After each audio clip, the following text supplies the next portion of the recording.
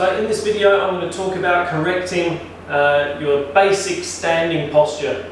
So this is actually something that I find that most people have no idea what to do. I mean, it's pretty much a simple concept. Yeah, stand up straight and in good alignment, but no one seems to know how to do it. So this will serve as a bit of a baseline video for how to do it. So firstly, what I'm going to get you to do, I stand on by side on first. So first off, when you stand side on, we're trying to keep the feet vaguely in line. You can have your feet just coming out a little bit like that, but we don't want one out here and one straight, or both out like a duck, or like duck walking like that. So have it fairly straight and in decent alignment. So then I'm going to go through a few stages. So we're going to go through 5 cues for this one. So the first cue would be shoulders up a little bit, and I'm going to explain why I do that cue first in a little bit. So shoulders up a bit. Then we're going to take a big deep breath through the rib cage. So we're going to, and then pull the shoulders back. That's number 3. Then we're going to tuck the stomach in, number 4, and posterior tilt the pelvis, number 5. So that should be pretty decent standing posture from side on. Now, it's key to do side on first, because if you get side on correct, you tend to get front on correct. Now, if you look at my posture from front on, if I was to I'll just be really relaxed and try and do what if I'm not thinking about my posture, how I would look. So this is how I would look. You might not notice too many things wrong with it, but usually most people pick up if they do look at it, that my right shoulder is a bit dipped. This is from my history of playing squash. In fact, an old friend of mine used to take the mickey out of me about my squash swing. I used to do something like this, my squash swing. So I've got that dipped shoulder. Now, most people do tend to have a dip on one side, and it usually is down to their more favoured side. So if you're right-handed, you'll dip this way. If you're left-handed, you'll dip that way. It's pretty common. I've got some other subtle issues as well. I tend to rotate a little bit more around the hip here. So this left hip often wants to lead forward, and my shoulder wants to dip around a little bit. So my left shoulder tends to stay back a bit more. Things have changed quite a bit with my posture. So a good example of this is I used to be able to grab my left shoulder blade, which I can't do anymore. I used to be able to grab it with my whole hand, but now when I try and grab it, I can't, and it's basically the same on the right. But you may see some difference between where my hands are, left and right, but it's gradually on the improve, and this is something that you can do with a fair amount of practice. So anyway, so we'll try and correct my posture from front on. You can see it working to those same cues without me having to change things like in individual spots, that it should sort out my problems if I get those cues right. So we'll do the same thing again. So just make sure I'm in a decent alignment with my feet. I'm going to lift the shoulders up a bit, just a little bit. We don't want to hunch them like that, so just a little bit up. Take a big deep breath through the rib cage and then pull them back.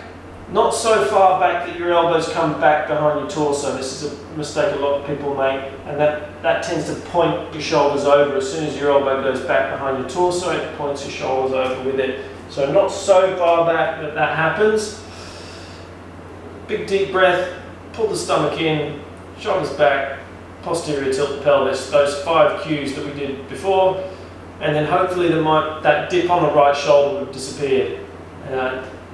That's what I tend to find when this happens anyway.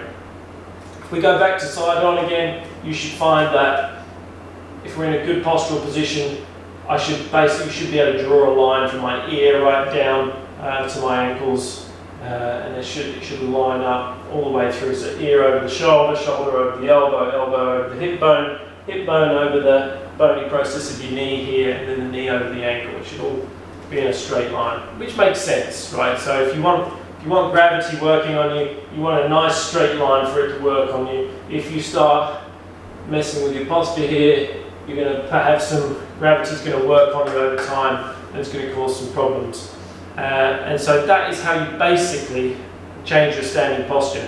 That's the very fundamentals of the training that I do. So I did say I'd tell you why I do the shoulders up first. This is often the most surprising aspect of the postural correction that my clients tell me, shoulders up. I thought I'd put my shoulders down, but the shoulders up is super important. So I never used to do the shoulders up bit first. I always just used to do the breathe through the rib cage, because if you breathe through the rib cage, your shoulders naturally go up a little bit. But what I found with a lot of people who had, I think this is actually most people over the age of about 30 years old, but certainly with people with bigger postural issues, is that if they're quite rounded here, it tends to show that they tend to be quite tight in these areas here. So if you're in this kind of position and I ask you to breathe through your rib cage, nothing much happens. There's not a huge amount of range that you can go with your rib cage. You can't really inflate the lungs too much or raise the shoulders too much. So what tends to happen with people is when they do the first part, which is to bring the shoulders back here, which would be Q2 now, but I used to do for Q1. What they tend to do is they tend to depress them actually, because they're already in kind of a depressed state because they're pulled over into this postural position.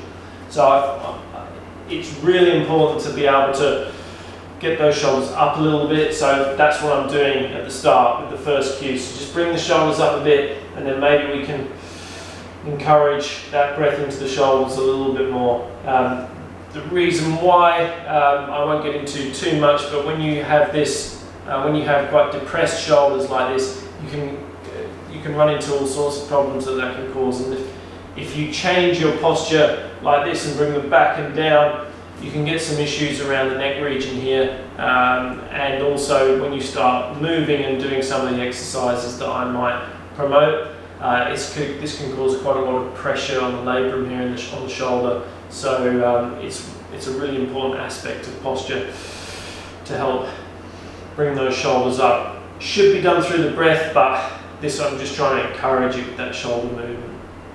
But it's not as easy as it might seem to do what I just did. You might find yourself that as you bring, for example, as you bring your shoulder blades back, you're going to want to shift forward with your pelvis. Maybe it will make you want to anterior tilt your pelvis like that.